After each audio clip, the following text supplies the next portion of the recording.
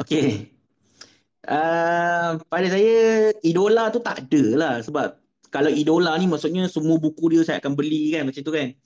Uh, Idola tak ada, tapi yang bagi macam impact untuk saya rasa betul-betul minat nak menulis ni adalah pertama sekali saya rasa kena sebut Ramli Awang Mursyid lah. Karya dia, Tombiru, itu semua mewarnai remaja saya. Walaupun sekarang saya dah tak follow dah cerita dia. Saya last baca buku Sunan yang kedua tu kot. Saya baca. Buku Sunan yang ketiga ke apa semua saya dah tak baca dah. Tapi waktu remaja saya, waktu saya tingkatan 1 sampai tingkatan 5 tu, buku Ramli Awang Mursyid banyak menemani saya. Jadi kemudian yang kedua adalah Faisal Tehrani. Kan? Walaupun sama saya tak baca semua karya dia, tapi saya sangat terkesan dengan cerpen apa tu, seperti Manisnya Apple, lebih kurang lah Manisnya Apple di dalam antologi Komsas yang kita belajar di sekolah menengah dulu. Saya ingat saya baca cerpen tu ada kat ratus kali. Sebab dia punya gambaran tu membuatkan saya terbayang-bayang pelbagai jenis apple tu. Itu memang impak lah. Dan kemudian lepas tu saya baca pula Combat kan, Combat. Berapa tak nombor dia? Boleh pula saya lupa. Buku 515. Combat karangan Faisal Tehrani. Uh, itu pun bagi impak besar sebab ada Islamism kan dalam tu kan, ada unsur Islamik dalam tu. Jadi macam saya kata macam war kan. Dan karya tu karya macam agak aksi lah, ada peperangan dan sebagainya kan. Macam menarik lah waktu tu kan. Jadi dan lepas tu baca pula Tun Nyemah Mulia kan. Apa tu 1511. Faisal Tehrani lagi. Oh, yang tu dengan silat dia, dengan terbang atas air. Jadi macam masuk sangat lah pada ketika itu kan. Jadi itu yang awal lah, yang macam memberikan kick kepada saya uh, untuk minat menulis lah. Dan lepas tu saya baca Harry Potter kan. Itu lagi macam melonjak lah. Dan sebab tu bila karya Fatimah Syaraha diviralkan pada ketika saya hujung tingkatan 5, viral waktu dulu ni surat berantai lah maksudnya karya Kak Fatimah Syaraha tu disebarkan lalu internet, lalu email. Saya pun dapat kan. Waktu tu memang kecoh lah orang cerita pasal Kak Fatimah Syaraha. Jadi saya pun baca. Bila saya baca karya Kak Fatimah Syaraha tu tak adalah cerita gaduh ke apa, dan dia cerita pasal suasana universiti, saya tak salah, adalah orang dengki gitu gini pasal usrah apa semua. Tapi sebab dia macam Kak Fatimah Syaraha ni orang ikut usrah kan, jadi macam saya pula memang orang ikut usrah, jadi karya dia ada sangat macam relate lah dengan saya pada ketika itu. Dan orang mula macam cakap kat saya lah, kawan-kawan senior, Lal, hang tak nak tulis buku ke kan, Kak Fatimah Syaraha tulis buku. Waktu tu saya kata dalam kepala saya, kalau Kak Fatimah Syaraha boleh buat cerita macam ni, aku pun boleh. Jadi itu yang launch saya. Bila habis tingkatan 5, saya jadi guru sambilan di sebuah sekolah agama. Oleh kerana petang-petang tu patutnya kena jaga budak-budak main bola, tapi selalunya saya main bola sekali lah. Okay, biasanya saya tendang bola masuk gol, tendang bola masuk gol, main dengan budak-budak. Jadi budak-budak kata dah, Cikgu Hilal tak boleh main dah. Jadi saya kena duduk tepi. Jadi sambil saya duduk tepi, saya tulis novel bertajuk Relasi. Itulah manuskrip pertama yang saya berjaya siapkan lah. Jadi kalau nak kata inspirasi penulis, nama-nama saya sebut tadi lah, Ramli Awang Mursyid, uh, Faisal Tehrani, Kak Fatimah Syaraha, impact lah, impactful. Walaupun saya tak baca sangat karya dia semua, tapi saya baca yang tu memang impactful lah pada saya. Dan akhir Itu lebih sekali, pada fiction lah. ya, yeah, Yang non fiction ke biografi kalau ke? non-fiction ada seorang yang pada saya sangat memberikan impak lah, Amru Khalid. Penulis Arab. Oh, Mesir tu. Yes, tapi karya dia banyak diterjemahkan dalam bahasa Melayu ketika saya kemuncak remaja. Jadi sebab tu kalau baca buku non-fiction saya awal-awal dulu, Langit Ilahi, Batu-Batu Kehidupan, Untuk Kita Pendosa, sebenarnya vibe dia adalah vibe yang saya dapat ketika membaca buku Amrul Khalid. Sebab tu kalau baca buku Amrul Khalid, kita akan rasa terbuai-buai, kita akan rasa macam Setuju, setuju. ada orang peluk kita, kan. Jadi itu Amrul Khalid lah, sangat-sangat ni. Walaupun lepas tu ada Ain Karni, ada Majdi Al-Hilali, ada Doktor apa nama yang buat kereta dakwah tu. Itu semua bagi impak kepada saya dan sudah semestinya buku-buku Haraki lah, Fatih Yakan, Said Kutub, Fizilal, benda tu semua kan, apa tu Al-Muntalaq, apa tu kita punya Mustafa Masyur kan, Al-Muntalaq Mustafa Masyur Lokal tak ada jadi nama-nama tu pun bagi impak juga lah, tapi paling bagi impak sekali Amrul Khalid tu lah, insyaAllah. Jadi itulah dia nama-nama yang memberikan impact awal-awal dulu, insyaAllah. Okay, ada lagi soalan lagi, siapa nak bertanya silakan. Sesi kita sesi Q&A. Tak ada soalan memang tak jalan. Dijemput siapa nak bertanya, tak kisahlah. Tak semestinya pasal karya saya, boleh macam tadi lah kan, cabaran suara terbit ke macam mana ke kan. Cuba ni kan. Tadi saya perasan si Jasad ada nak tanya tadi. Sorry saya bercakap terlalu lama pula.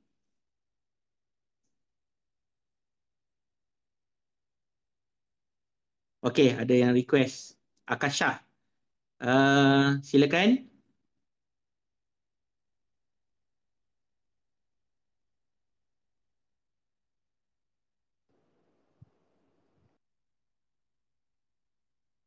Silakan saudara Akasha kalau ada nak bertanya. Hello, Assalamualaikum Cik Ilal. Salam. Ya. Cik Ilal, saya nak tanya berkenaan karya Cik Ilal lah. Actually saya follow Cik Ilal ni daripada zaman Sinergi tu lah.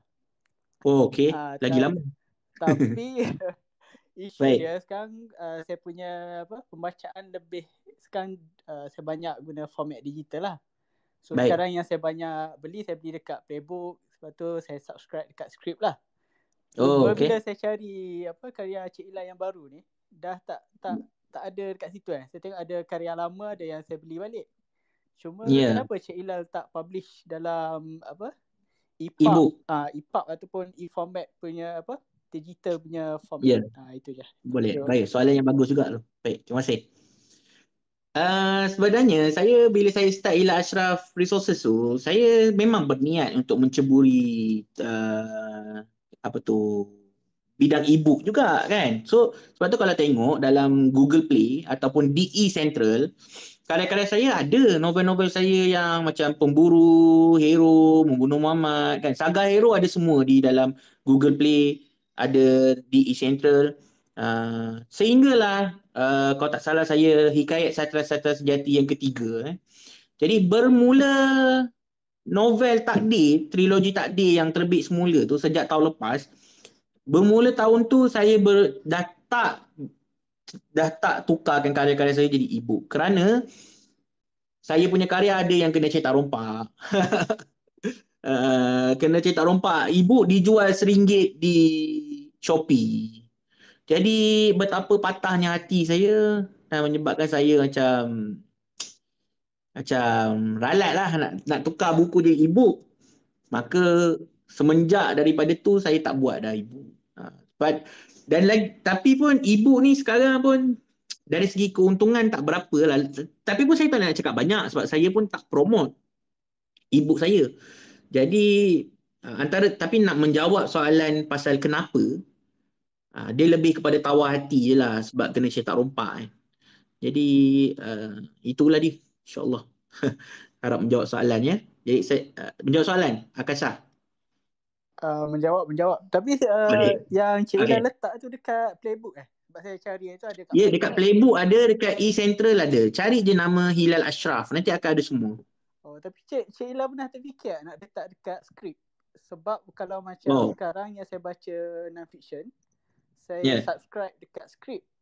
Cuma bila saya tengok Malaysian punya authors, dia tak banyak dekat sana lah. Ada lah few yang academician. Script dia bukannya tak tergerak lah. Satu, sebab saya tak tahu kan. Sebagai contoh Script tu saya tak tahu. Lagi satu, bergantung juga kepada cadangan orang lah kan. Contoh ni macam saudara Akasha cakap Script, mungkin baru saya nak explore. Dan kadang-kadang lagi satu bergantung pada mudah ke tak nak letak dekat dalam tu kan. Sebagai contoh Google Play sangat mudah kan. E-Central mencabar sikit lah. Jadi sebab saya tak ada pekerja, jadi benda-benda tu kalau nak buat, saya kena buat sendiri.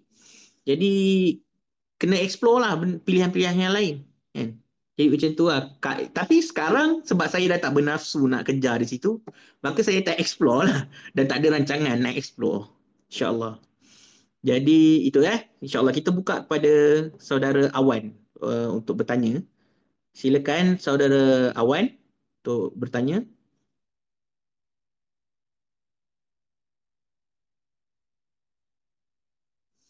Saudara Awan masih mendengar? Tes. Assalamualaikum. Baik. Dengar. Salam. Baik. Okey, alhamdulillah. Kira lama dah nak tanya soalan ni dengan Tuan Hilal. Kira peluang ni boleh tanya soalan lain. Dia macam ni, saya perasan Tuan Hilal lebih fokus kepada karya fantasi untuk masa ini kan. Okay. Lepas tu soalan dia macam ni. Macam mana Tuan Hilal nak buat world building ataupun pembinaan dunia tu? Sebab yang saya difahamkan kalau genre fantasi ni, dia ada banyak sebenarnya hukum-hukum yang perlu dipatuhi kalau kita nak menghasilkan satu karya fantasi tu. Macam pembinaan dunia, sistem magic dalam dunia tersebut. Jadi kisah sejarah dia. Jadi macam mana Tuan Hilal nak seimbangkan benda-benda kompleks seperti itu? Kalau macam saya tuliskan, saya cuba untuk tulis ni, itu masalah yang saya hadapi, nak seimbangkan semua peraturan-peraturan yang ada dalam pembinaan karya fantasi ni. Mohon tunjuk ajar lah macam tu ibaratnya. Ya, saya pun sebenarnya secara jujurnya lah, waktu saya menulis awal-awal dulu, benda ni saya tak pernah fikir pun, saya belasah je. Sebab tu tips untuk penulis baru, pada saya tak perlu nak perfect sangat. Okay? Pada saya asal cerita awak tu seronok, logik tak logik nombor 10 lah sebenarnya. Kan? Sebab saya tengok kan, sebab saya tulis dulu trilogi takdir. Okay? Trilogi takdir tu karya saya dah tulis sejak 2010. Okay? Saya dah keluar sejak 2010. Kalau baca balik versi yang lama, ya Allah, dia punya merapu dia, dan dia punya tak ada sebenarnya rules apa-apa pun dari segi kuasa ke apa ke. Dan lagilah bahasanya apa semua lagi tunggal langgang. Tapi waktu tu mungkin kerana tak ada karya macam tu tau. Bukanlah tak ada, tapi mungkin terlalu kurang ke apa ke. Tak ada karya yang Islami dan macam Lord of the Ring kan waktu tu kan. Dan mungkin dipasarkan secara meluas. Jadi ramai orang memuji karya tersebut tau. Dan sampai sekarang pun kalau cakap pasal takdir, ada pembaca yang masih kata apa tu, takdir lama lagi best. Walaupun saya telah mendapatkan pandangan beberapa yang profesional lah, yang macam Tuan Awan tadi kan, nak world building tu cantik-cantik, ada sistem kuasa yang seimbang kan. So dalam erti kata lain, yang Awan cakap tu, nak benda tu walaupun fantasi tapi realistik di dalam fantasi tu, kerana dia ada rules dia kan. Berdasarkan sembang-sembang dengan yang orang macam Tuan Awan, trilogi takdir yang sekarang lebih baik kualitinya berbanding trilogi takdir dulu. Tapi kalau tanya pembaca saya lagi-lagi yang dah baca trilogi takdir tu waktu diorang besar dulu kan, waktu diorang meningkat remaja, diorang kata tak, trilogi takdir dulu tu lagi best sebab watak baik dia power gila-gila. Bila watak baik tu datang macam wah kan dia punya power dia tu luar akal kan. Macam ada satu watak tu nama dia Endless dengan Israel Junjaki tau. Jadi dua watak ni memang power gila lah. Saya buat dekat versi lama tu, power dia terlalu power kan. Sampai bila saya buat versi baru, saya kata benda tu tak betul sebab kalau dia terlalu power, senang lah kan. Logiknya baik hantar dia je dekat barisan depan kan, habis clear semua benda kan. Jadi maka dekat versi baru, saya cuba seimbangkan watak tu supaya ada thrill yang menyebabkan orang rasa watak tu pun boleh kalah kan. Watak tu pun ada macam ketewasan dia kan. Tapi pembaca lama kecewa dengan perubahan terhadap watak tu. Dia kata, dulu Israel tu lagi hebat lah Tuan Hilal. Kenapa Tuan Hilal pergi lemahkan dia? Sebab sekarang saya dah faham benda tu. Saya kata kalau ikut logiknya, kalau dia hebat sangat, baik campur dia pergi kat tempat jahat tu, habis menang kan.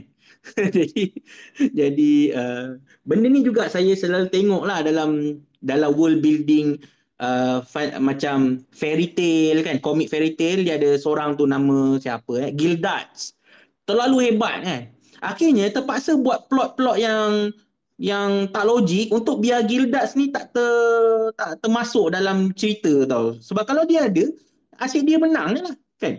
Macam One Punch kan, One Punch Man kan. Dia kan terlalu hebat kan. Tapi akhirnya plot terpaksa tak fokus dekat dia tau. Dan terpaksa elakkan dia berada di pentas utama dengan cepat dan logik. Kerana kalau One Punch Man terus ada, sekali tumbuk terus menang. Jadi cerita One Punch Man, kalau perasan lah, One Punch Man ni dah makin ke belakang, Saitama tu dah makin kat belakang. Sekarang ni yang orang fokusnya dekat watak-watak sampingan kan. Padahal semua watak sampingan. Nama komiknya One Punch Man kan. Tapi One Punch Man-nya terpaksa dikebelakangkan kan. Jadi macam itulah. Jadi pada saya, kalau anda penulis baru, jangan fikir sangat pasal world building ke apa ke, fokus kepada keseronokan. Tapi kalau anda betul-betul nak bina world building yang kompleks kan, itu pun bagus juga. Akan ada pihak yang suka dengan anda. Akan ada bahkan mungkin bila buat dengan amat teliti tu, akan ada macam cult following. Jadi diorang macam amazed dengan anda punya penelitian, keseimbangan. Tapi nak buat benda tu, kena macam kita bina Lego lah. Bina Lego, boleh bayangkan nak bina Lego.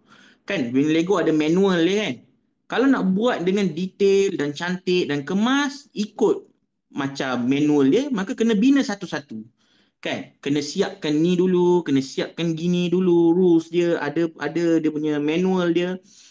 Jadi macam tu juga bila kita nak bina world building kan. Kena pecahkan sesuatu, sistem tenaga, sistem geografi, apa rules-rules dia yang kena ada, siapa yang berkuasa dan apa yang dictate kuasa tersebut. Maka jangan, sebab tu kalau nak buat benda tu tak boleh jadi penzer. Tak boleh jadi orang yang nak menulis, buka laptop nak menulis baru nak berfikir. Tak boleh. Dia kena jadi plotter.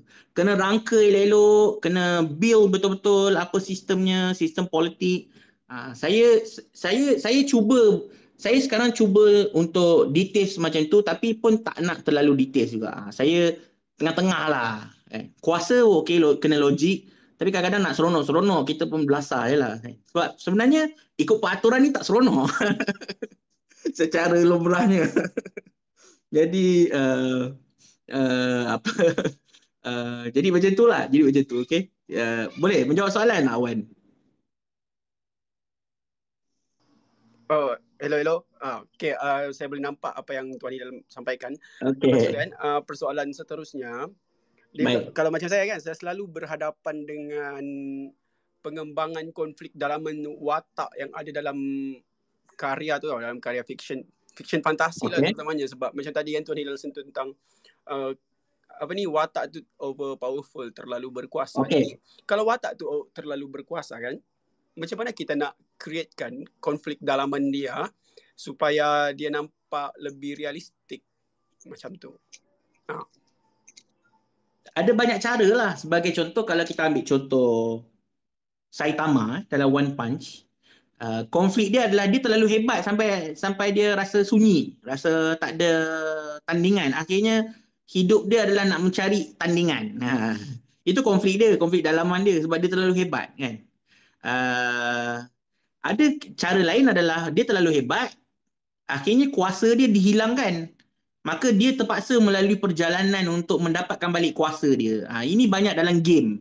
Kadang-kadang dalam game kan, kita start dengan karakter yang dah powerful, tapi akhirnya ada something event, power dia hilang. Maka game tu adalah perjalanan dia untuk kumpul balik power dia. Dalam game banyak kali lah trope tu digunakan kan. Jadi antara masalah lain adalah antara cabaran lain adalah membina kryptonite. Kan macam Superman kan. Superman dah terlalu hebat betul.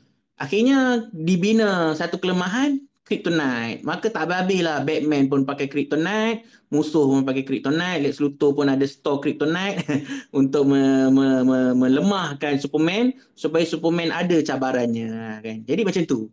Kalau watak kita rasa nak buat macam tu, terpulang lah. Tapi kalau saya lah kan, saya macam tak seronok lah macam tu kan. Apa benda kan, batu je boleh lemahkan superhero. Jadi kalau saya lebih suka watak tu natural, Dan bila dia hebat, ada sebab dia hebat. Dan hebat dia tu pun tak terlalu hebat, tak habis-habis. Sebagai contoh, Nir Nama. Nir Nama novel ke-20 ni, rakan-rakan awal cerita rakan-rakan akan nampak dia amat hebat. Sebab memang dia hebat pun. Tapi hebat dia tu, dia adalah hebat yang boleh penat. Kan? Bila dia penat nanti, bila dia dah lawan, mungkin dah terlalu heavy sangat, dia akan penat. Jadi dia akan boleh tercera pada ketika itu. Benda tu natural kan. Benda tu natural. Jadi saya lebih suka macam tu. Jadi contoh pun macam Hikayat Satria Sejati. Tapi Hikayat Satria Sejati ni kelemahan dia, saya tak fikir benda tu daripada awal tau. Dah buku nombor 3 baru saya terfikir kan. Watak-watak boleh mengawal unsur. Macam Avatar kan. Cuba tengok cerita Avatar. Apa limitasi watak tu untuk mengawal unsur? Tak ada kan. Semua orang boleh kawal unsur macam tu je. Jadi kadang-kadang ada plot di mana kita cakap, asal dia tak guna unsur dia tu je. Asal dia tak guna je power dia. Kan? Sebab tak diterangkan apa limitasi dia kan. Orang yang boleh kawal unsur ni. Jadi dalam Hikayat Satria Sejati, saya buat satu konsep yang mana kuasa tu macam stamina kan. Jadi macam kita berlari, semua orang boleh berlari. Tapi yang membezakan kita boleh lari berapa lama, berapa laju, berapa jauh adalah teknik dan stamina kita kan. Jadi dalam Hikayat Satria Sejati saya cakap yang membezakan orang dalam pengawalan unsur adalah imajinasi dia dalam mengawal unsur tu dan dia punya tenaga dia, stamina masing-masing. Kalau stamina dia lemah, dia tak boleh nak kawal unsur terlalu lama kan? Atau buat teknik yang kompleks. Tapi kalau stamina dia kuat, maka dia boleh bertahan lama menggunakan stamina dia. Jadi macam tu. Situ sistem power dia. Okey, boleh? Boleh. Lepas tu Cik Hilal, satu lagi soalan. Saya pun tak tahu berapa banyak soalan ni sebab saya sedang cuba untuk susun soalan ni saya nak kemukakan. Baik. Nanti lepas ni kita bagi orang lain pula. Okey, ini soalan yang terakhir lah untuk setakat ni. Lepas tu saya tengok karya-karya Tuan Hilal yang berkenaan dengan fantasi ni. Tuan Hilal selalu selitkan dakwah Islamik di dalamnya. Jadi kelebihan yang saya nampak dalam karya Tuan Hilal, dakwah Islamik itu tidak terlalu preachy dalam karya tu. Jadi macam mana cara Tuan Hilal integrate dakwah-dakwah Islamik tu dalam karya fantasi supaya tidak terlalu menyebabkan seseorang pembaca itu meluat dengan dakwah-dakwah yang ada dalam tu? Baik. Terima kasih. Soalan tu bagus. Soalan yang power tu. Sampai satu tahap kan. Saya awal-awal dulu benda tu saya tak pernah peduli lah. Sebab tu kalau tengok takdir yang lama tu, versi lama, hero versi lama, banyak juga yang ceramah memanjang. Kan dia punya plot dia tu penuh dengan ceramah kan. Jadi saya dapat kesedaran ni bila saya buat balik nak start balik perniagaan sendiri tu, bila saya nak terbitkan sendiri tu.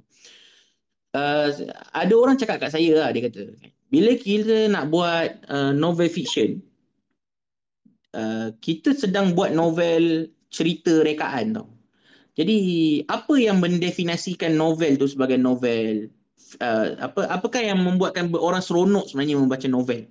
Adakah kerana tazkirah yang banyak dalam novel?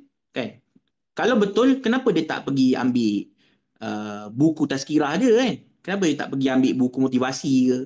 Kan? Orang baca novel sebab novel tu ada ciri dia. Ada ciri yang ada ciri yang tertentu yang membezakan dia dengan buku motivasi kan. Jadi dalam novel ada cerita, maka kalau awak nak tulis novel, awak kena hebat dalam penceritaan. Bukan hebat dalam bertazkirah kan. Jadi kat situ membuka minda saya tau. Jadi bila saya berkarya, saya cuba untuk tinggikan elemen penceritaan, selit tazkirah di dalam cerita. Bukan tinggikan elemen tazkirah, selit cerita dalam tazkirah. Bukan. Benda yang berbeza. Jadi itu prinsip saya lah. Jadi kalau saya rasa ceramah dah terlalu panjang, saya potong kan. Kalau saya rasa aksi terlalu sedikit, saya tingkatkan. Supaya keseronokan membaca karya fiksyen itu dominan kan, berbanding keseronokan di tazkirah lah. Tapi siapa je suka kena tazkirah lama-lama kan. Melainkan orang yang pergi ke majlis tazkirah kan. Melainkan orang yang memang baca buku untuk ditazkirah kan. Tapi orang cari novel untuk baca cerita kan. Jadi kita kena pandai. Sebab ambil contoh ni lah, pergi tengok drama-drama Jepun Drama Jepun yang jenis 12 episod, 10 episod tu yang biasa Kimura Takuya berlakon kan, Yamada Ryosuke berlakon. Cuba tengok drama-drama yang 12 episod tu, banyak tazkirah. Jadi watak dia akan statik, bercakap pasal falsafah, pasal tu, pasal ni. Cerita tak jalan. Cerita watak lain semua tunggu macam batu je, tunggu watak utama habis ceramah. Jadi cerita kita, kalau kita buat banyak sangat tazkirah macam tu, dia jadi macam tu lah. Jadi kita kena bayangkan dalam realiti macam mana yang real. Baik, terima kasih tuan-tuan. Saya bagi ruang kepada Tuan Kausar untuk bertanya. Silakan. Habis dah, terima kasih Tuan Hilal. Baik, terima kasih. Tuan Kausar hilang pula.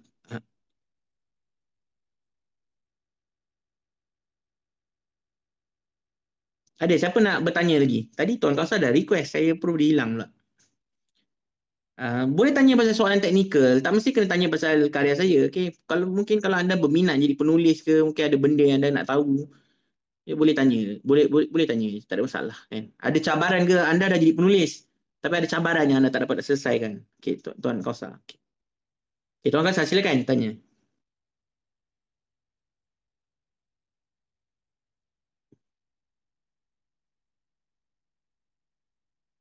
Tuan Kausar, boleh? Kalau tak saya bagi kat Takib ni.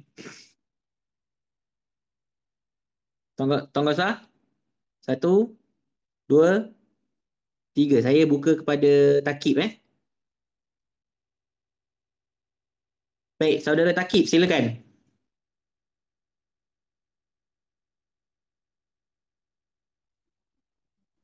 Salam. Cakap kuat sikit boleh? Boleh. Okey. Nak tanya tips deadline. Deadline? Yes. Okey. Itu je. Macam mana tips deadline tu apa? Maksudnya siap sebelum deadline? Apa yang Abang Hilal praktiskan macam tenangkan diri dulu ke? Bila tahu deadline tu? Takib, kena jawab soalan saya. Bila tahu deadline tu? Ya? Yeah? Tahu deadline tu bila? Sebelum mula kerja ke? Tengah-tengah buat kerja ke?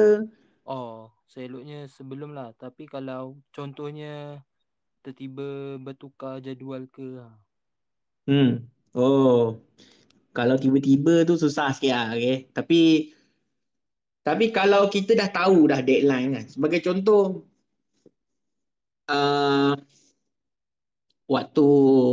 macam contoh dululah, kalau zaman ada PBKL dulu, macam benda tu berlaku 10 tahun lepas pula.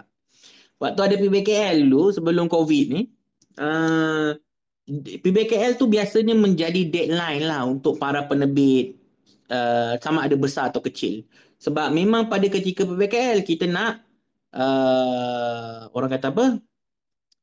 Persembahkan karya terbaru kita. Jadi karya-karya terbaru kena siap sebelum PBKL. Yang ni siap cetak tau, bukan siap tulis. Siap cetak. Jadi masa PBKL karya-karya tu ada kan. Jadi kita dah tahu benda tu. Kita dah tahu deadline tersebut. Jadi nak tak nak, kalau saya nak tak nak saya akan buat jadual. Jadi buku saya kena keluar kelang sebelum bulan Januari tamat. Kan? Itu pun kadang-kadang supaya, sebab biasanya PBKL bulan 3, hujung bulan 3 kan. Jadi kalau saya terlajak pun, at least buku saya bulan Februari atau awal Mac, buku dah ada. Jadi masa PBKL bukan masa untuk buku saya masih ada dekat kelang. Saya akan pastikan macam tu. Saya akan buat jadual di mana dan sasaran di mana karya saya akan siap lebih awal sebelum deadline. Dan kalau dia siap lambat pun, dia akan siap lambat awal sikit dari deadline. Awal sikit dari deadline tu lambat. Jadi itu disiplin saya kan. Kalau siap masa deadline, itu dah kira lambat. Kan? Jadi kalau siap lepas deadline lagi lambat lah kan. Jadi saya disiplin kerja saya macam tu kan. Jadi saya dah tahu deadline bila, saya susun jadual saya supaya siap lebih awal kerja saya berbanding deadline. Jadi saya biasa macam itulah dalam penulisan, insyaAllah. Baik, saya buka pada Tuan Kausar. Kalau anda nak tanya soalan. Tuan Kosa nak tanya soalan? Tuan Kosa? Dah 2 kali lah request.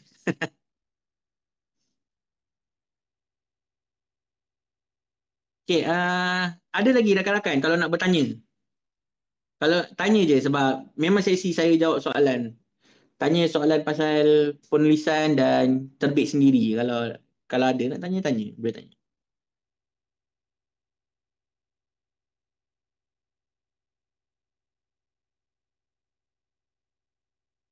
Tuan Kausa ada nak tanya?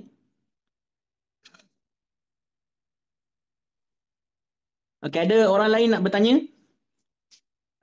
Soalan berkait penulisan terbit sendiri? Baik, tak ada yang bertanya. Okey. Silakan Ina. Okay.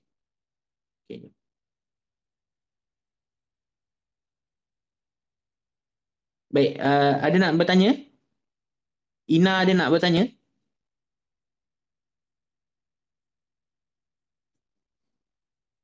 Boleh dengar tak? Boleh. Okey. Soalan saya santai je. Baik. Satu, antara novel yang Cik Hilal pernah terbitkan, novel apa yang Cik Hilal paling suka? Kedua, kalau ada novel Cik Hilal suka, apa pula novel yang Cik Hilal kurang gemar lah? Macam maksudnya bila dia siap tu macam Cik Hilal rasa patutnya saya boleh buat lagi baik daripada novel. Ketiga, untuk novel yang lama macam contoh Sinergi, Volleyball Team semua tu kan, ada tak perancangan untuk terbit barulah macam takdir kan ada lukis-lukis semua tu, ada tak perancangan sama untuk novel-novel lama tu? Terima kasih. Baik. Soalan nombor 1 tu, saya paling suka hikayat Satria Sejati lah. Saya rasa hikayat Satria Sejati tu menggambarkan kematangan penulisan saya kan. Kalau nak banding dengan trilogi takdir yang lama tu kan. Walaupun trilogi takdir kita buat baru, tapi trilogi takdir yang kita buat baru tu pun perubahan dia banyak dekat buku 2, buku 3 lah. Tapi overall lebih kurang sama je kan. Tapi hikayat Satria Sejati betul-betul baru lah. Jadi dan tengok jualan hikayat Satria Sejati pun memang luar biasa lah, luar biasa. Macam tahun ni saja saya dah cetak 3 kali lah hikayat Satria Sejati tu. Seluruh novel, ada 5 novel kan. Saya kena cetak sampai 3 kali tahun ni. Kan? Dan buku yang pertama tu dah cetak dekat 6 kali ke apa kan, 6 kali, 7 kali. Jadi sangat, lepas dia dah lengkap 5 buku tu, memang lari sangat lah novel hikayat Satria Sejati tu. Dan saya suka dia sebab dia ada kompleksiti dia dan dia ada depth dia kat dalam hikayat Satria Sejati tu. Jadi hikayat Satria Sejati paling saya suka lah. Kalau yang kata saya kurang suka, yang membuatkan saya rasa banyak lagi boleh betulkan, benda tu ada dalam setiap karya pun sebenarnya. Susah, bukanlah nak kata tak suka, tapi nak kata banyak benda lagi ni boleh mantapkan lagi. Sebagai contoh Saga Hero kan. Itu karya yang pada saya sangat sayang, tapi mungkin banyak benda tak settle sebab dia terbit dalam awal-awal saya buat penerbitan sendiri. Jadi kadang-kadang banyak afterthought kan. Kalaulah aku boleh betulkan macam ni ke kan. Tapi saya cuba kawal dirilah dengan fikiran-fikiran macam tu. Sebab kalau tak, kita akan rasa tak habis-habis buat kerja kan. Jadi saya lebih suka move on kan. Kita buat karya baru yang lebih baik. Jadi itu untuk soalan 1, soalan 2 kan. Soalan 3 pasal novel Sinergi ya. Novel Sinergi ada perancangan untuk saya tulis balik. Sebab novel Sinergi sebelum ni diterbitkan oleh syarikat lain. Jadi bila saya nak terbitkan baru, saya akan tulis balik. Dan rancangannya adalah saya ada karya lama yang saya belum terbitkan balik semula adalah Relasi, Terasing dan Sinergi. Ketiga-tiga novel ni sebenarnya ada kaitan dengan Saga Hero. Dia dalam universe yang sama. Jadi saya nak tulis balik tapi dalam bentuk ketiga-tiga ni jadi trilogi yang bersambung tau. Kalau ikut karya yang lama, tiga-tiga ni bukan trilogi. Dia Sinergi tu tak ada kait mana sangat lah dengan Relasi dan Terasing. Tapi saya nak tulis balik supaya 3 ni akan jadi trilogi dan dia menjadi prequel kepada Saga Hero. Yakni dia berlaku sebelum novel Hero tu berlaku. Jadi itu yang saya nak cubalah. Kemudian pasal VT tu saya dah tulis semula. Trilogi Gelombang Baru tu adalah tulis semula versi VT. Dah terbit sejak hujung tahun lepas. Jadi okey. Saya harap itu menjawab soalan. Ada tak yang tanya? Okey, Amy. Okey, silakan. Amy Nya. Okey. Kalau nak bertanya, silakan.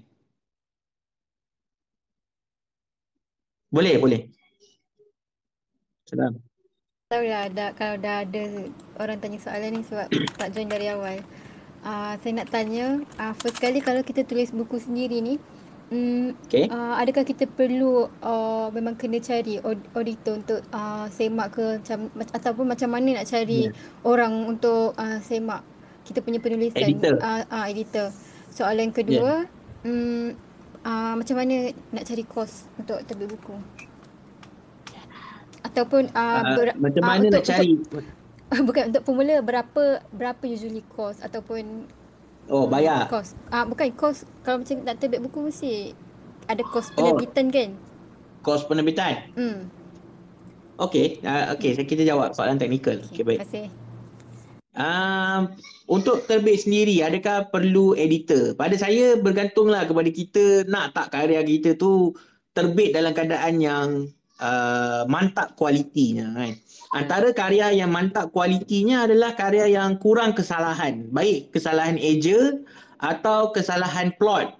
Kesalahan plot ni contohnya dekat depan cakap lain, kat belakang tiba-tiba watak tu jadi lain. Sebagai contoh, kat depan watak tu bapa kepada A adalah bapa kepada B. Sekali kat belakang kita tulis A adalah adik kepada B kan. Itu maksudnya dah salah plot lah tu kan. Tapi kita tak perasan kot kan. Mungkin kan. Tapi kalau ada editor, benda tu akan ditegur. Ni you tulis awal-awal kata dia ni bapa, ni tiba adik pula. Mana satu betul bapa ke adik. Editor akan alert kita benda tu. Editor yang bagus lah. Kalau editor tu tipu-tipu punya editor, mungkin dia pun tak perasan kan. Jadi kena bergantung pada kita lah. Dan editor tu ada kosnya lah kan. Dia akan kira per muka surat. Bergantunglah kepada upahnya. Boleh jadi. Saya pun tak tahulah standard harga berapa. Sebab Allah izin, saya punya editor adalah editor lama saya. Di waktu saya terbit dengan orang lain dulu. Terbit dengan Galeri Ilmu dulu. Saya tulis novel. Jadi editor yang sama masih mengedit semua karya-karya saya. Jadi saya tak tahu harga dia standard ke atau harga yang dibagi tu harga kawan-kawan. Kan? Jadi tapi kos saya dengan dia untuk dalam sekitar muka surat dalam 300 muka dalam 250 muka surat A4 tu, kalau kita terjemahkan jadi buku novel dalam 450 500, dalam length yang macam tu dia charge saya dalam RM1,500 lah lebih kurang biasanya. Kadang-kadang RM1,000. Tengoklah. Jadi apa-apa hal pun editor ni kita boleh tanya dulu. Bukannya dia buat kerja baru dia bagi kita harga. Kita kena tanyalah apa harga dia kan. Apa quotation dia. Berapa dia charge kita satu muka surat kan. Dan dia charge tu apa detailnya. Apa dia buat. Adakah dia hanya akan bagi tahu saja kesalahan kita kat mana dan kita kena ubah. Atau dia akan notify kita kesalahan kita kat mana, dia ubah dan dia tunjuk kat mana yang dia ubah. Sama ada kita setuju ke tak nak ubah. Kalau saya, editor saya macam tu. Dia akan ubah, dia warnakan dekat mana dia tukar dan kemudian dia tanya kat saya, sesuai tak pertukaran ni? Kan? Jadi itu yang editor saya buat lah. Baik. Berkenaan dengan soalan seterusnya pasal kos terbit kan. Baik, soalan sangat teknikal tu. Kos nak terbit ni bergantung kepada ketebalan novel kita. Okay? Kalau novel kita, lagi tebal novel kita, lagi mahal novel kita lah. Kan? Tapi kemudian lagi banyak novel tu kita terbitkan, harga tu akan jadi lagi murah. Kan? Sebagai contoh, bila kita terbit RM100, harga per novel tu akan lagi mahal berbanding kita terbitkan 1000 unit. Harga 1000 unit akan jadi lagi murah per novel lah, tapi bila darab 1,000 mahal lah juga. Kan. Jadi pertamanya benda tu kan, kena pergi Kelang, tanya berapa kos. Bila kita tanya tu jangan tanya berapa nak terbit buku ni berapa ringgit. Tak boleh. Kita kena bagi kat dia detail seperti besar buku kita berapa kan, berapa darab berapa, kemudian kertas apa kita nak pakai. Macam saya pakai book paper kan. Fun fact, book paper warna kuning tu kan lagi mahal daripada kertas A4 kertas A4 pula, kertas warna putih tu. Kertas warna putih tu lagi murah daripada kertas warna kuning tu. Sebab kertas warna putih tu dia berat dan mata akan sakit lah kalau baca lama-lama. Jadi kertas warna kuning tu lagi mahal. Bergantung lah kan. Jadi bila dah ada harga kertas, harga saiz buku, ketebalan buku, berapa tebal pula karya tu, kita akan dapat harga dia sebenar. Kemudian berapa unit pula kita nak terbitkan? 100, 500, 1000, 3000, 5000, 10,000.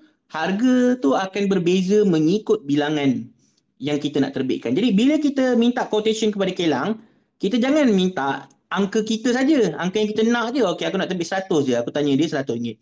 Jangan macam tu. Kita kena tanya dia berapa nak terbit harga untuk 100, 300, 500, 1000 contohnya. Kan? Jadi kat situ kita dapat agak lah. Sebab kita tengok apa yang berbaloi untuk kita kan. Kemudian nak terbit sendiri ni, dia bukan sekadar ada kos cetak saja. Dia ada kos layout kan. Layout kita tu nak bagi kemas, kita sebaiknya upah lagi seorang designer layout. Kan, designer layout. Kat sini ada designer layout saya ni, tuan Cik Syairah Syeraho. Jadi Cik Syairah adalah orang yang saya cari kalau saya nak layout saya punya nak design saya punya layout novel dalam novel saya. Jadi upah Cik Syairah untuk kemaskan teks dalam novel saya tu supaya bila orang baca, orang sedap mata memandang nak baca novel kita. Kan? Kalau kita sendiri susun mungkin berterabur sebagai contoh. Kemudian ada kos designer kan, kulit depan. Kan, kulit depan tu kena upah orang untuk jadikan kulit depan kita mantap, menjadi tarikan dan mungkin menterjemahkan isi karya kita. Kan? Kemudian tadi kos editor kan. Jadi bila dah campur-campur kos semua, dapatlah kos total untuk penerbitan. Dan itu untuk penerbitan sajalah. Kemudian bila kita nak menjual, kena ingat ada kos lain lagi. Sebagai contoh kos transportasi kan, nak ambil barang.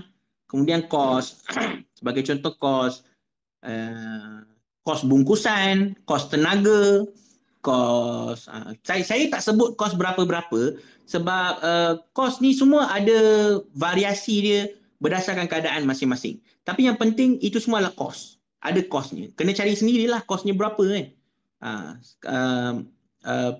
Kena pergi tanya Kelang, kena cek kos penghapusan, kena cari orang yang boleh jadi editor, orang yang boleh jadi editor layout, orang yang boleh jadi editor buku. Jadi tanya dia orang berapa harga, berapa servis dia orang kan. Jadi kat situ kita list down semua kos, kita pilihlah apa yang sesuai dengan keadaan kita insya-Allah. Okey, jadi Dr. Kamarul nak bertanya. Baik. Silakan Dr. Kamarul. Tuan Kausar ni ada tanya soalan tapi dia tanya dekat mesej. Dr. Kamarul, ada nak bertanya?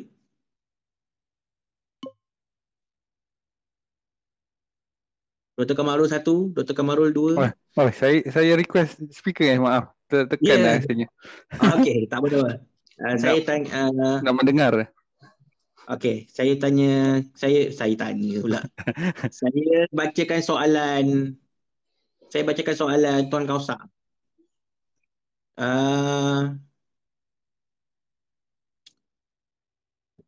Okey, Tuan Kausar bertanya dekat mesej sebab dia kata space dia ada masalah. Kita tahu yang manusia ni suka dengar cerita, kisah, bagaimana nak masukkan elemen penceritaan dalam karya non-fiction. Okey, soalan yang baik juga. Saya dah lama tinggalkan non-fiction ni. Tapi elemen bercerita tu kita masukkan dalam keadaan macam berbual lah. Dia akan jadi lebih macam berbual.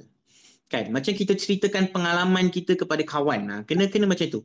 Bahasa dia kena macam tu. Kan? Dalam keadaan kita jagalah tata bahasa ke apa kan. Tapi janganlah terlalu baku.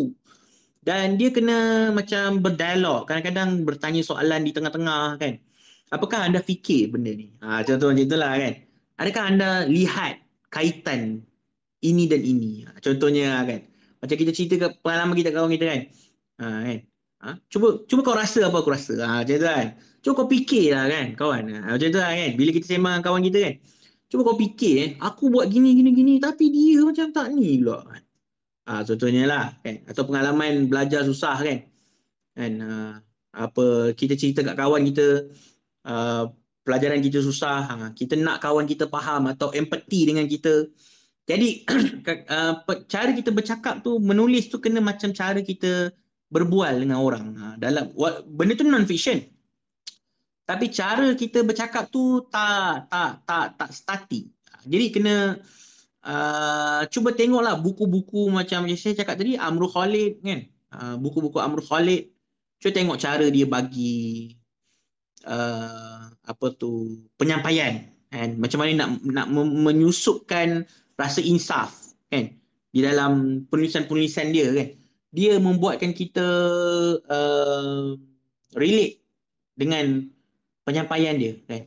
Dan kemudian ada bahasa yang bahasa yang orang kata apa? Menggalakkan, bahasa yang menjanjikan ganjaran kan. Pada saya buku non-fiction yang mantap sebenarnya untuk kita tengok sebagai rujukan sebenarnya adalah Al-Quran lah. Al-Quran tu kalau perasan dia buku fakta lah kan. Pada kita sebagai Muslim, kita nampak Al-Quran tu sebagai fakta. Bukanlah fakta sains tu kan. Tapi maksudnya fakta di dalam kepercayaan kita lah, akidah kita kan.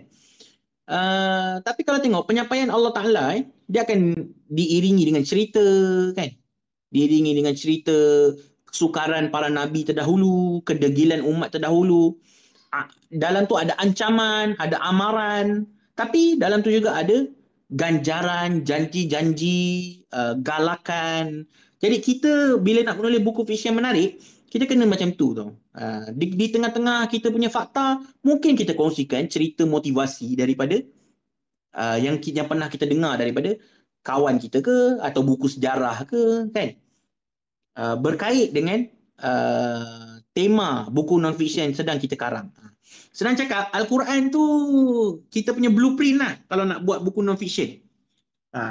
Kan? Cara Allah memanggil, berbicara dengan kita. Sebab tu kalau ulama tafsir, kalau dia tafsir ya ayyuhallazina amanu kan. Bila Allah sebut ya ayyuhallazina amanu kan. Ulama tafsir sering menyebut itu adalah panggilan kasih sayang kan. Dia adalah panggilan yang membezakan dalam sekalian manusia ni ada kelompok yang Allah memberikan perhatian kepada dia kerana dia beriman. Kan? Jadi mungkin macam mana kan kita nak memanggil pembaca kita dalam karya kita. Kalau saya panggil rakan-rakan.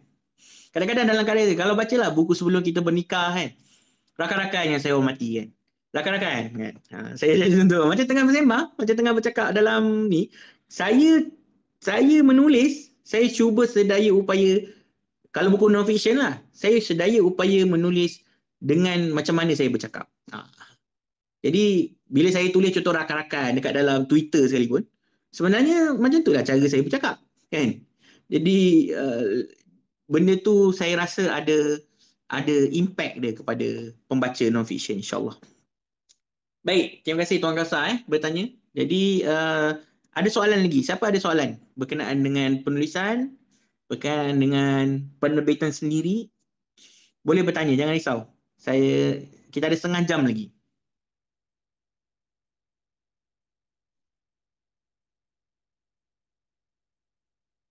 Okey, Hazikah. Baik, dipersilakan Hazikah. Ya. Boleh. Okey, saya ada lebih kurang 3 soalan. Okey, boleh. Yang pertama, saya nak tahu macam mana Encik tulis trilogi atau pentologi. Maksud saya ni macam mana Encik bahagikan plot dia untuk setiap buku. Baik. Soalan yang bagus. Okey, lagi? Okey, yang kedua, saya nak tahu macam mana Encik mulakan perniagaan Hilal Ashraf Resources ni. Dan macam apa ni? Okay. Macam mana Encik daftar nama Hilal Ashraf Resources ni dan sebagainya lah. Baik. Dan yang ketiga, macam mana Encik dapatkan bajet untuk terbitkan karya yang baru. Macam saya follow Encik sejak dari Encik promote karya Gelombang Baru. Jadi agak baru. Baru-baru ni Encik nak terbit lagi nilnama. Jadi macam mana Encik nak dapat bajet untuk terbitkan nilnama ni? Baik, boleh insyaAllah. Okey, soalan yang pertama tadi, macam mana mengarang trilogi, macam mana nak bahagi-bahagikan plot kan, sebab dia ada 3 novel kan. Macam mana nak kita nak letak nombor 1, nombor 2 kan. Jadi pada saya, setiap dalam kita buat novel bersiri, setiap novel tu kena ada tema dia. Barulah dia macam memberikan purpose yang menyebabkan orang suka nak habiskan buku tu kan. Dan kemudian nak sambung karya yang seterusnya. Sebagai contoh, biasanya buku pertama akan jadi buku yang memperkenalkan dunia tu. Memperkenalkan watak utama yang penting, kemudian memperkenalkan mungkin tadi macam cakap dengan Tuan Awan tadi kan, sistem kuasa, nama-nama kerajaan yang terlibat kat dalam tu, geografinya macam mana, dan seed of conflict kan. Apa yang membakar konflik dalam karya tersebut. Jadi buku nombor 1 biasanya memperkenalkan perkara tersebut. Kan? Dia dah settlekan benda-benda asas. Kan? Dan kemudian konflik dia macam sekadar baru mukadimah lah kan. Konflik dia macam sekadar cukup untuk memperkenalkan watak kan. Dia ni berkawan dengan siapa, dia ni tak suka siapa, kuasa dia ni macam mana. Itu buku pertama. Buku yang kedua, kalau ni trilogi lah, saya akan buat buku kedua ni sama ada dia kalah, orang tu kalah, mengalami ketewasan yang teruk, ataupun dia sedang dalam fasa nak memperkasakan diri. Macam trilogi Gelombang Baru, buku nombor 2 tu, fokus dia adalah dia orang prepare nak jadi hebat. Tapi kalau dalam trilogi takdir, buku nombor 2 saya bagi kekalahan yang sangat teruk kepada geng yang baik. Sampai orang pun frust baca buku nombor 2 tu. Tapi sebab orang frust baca buku nombor 2 lah, orang cepat-cepat nak baca buku nombor 3 kan. Buku nombor 1 build up hype, orang baca, dan orang baca buku nombor 2.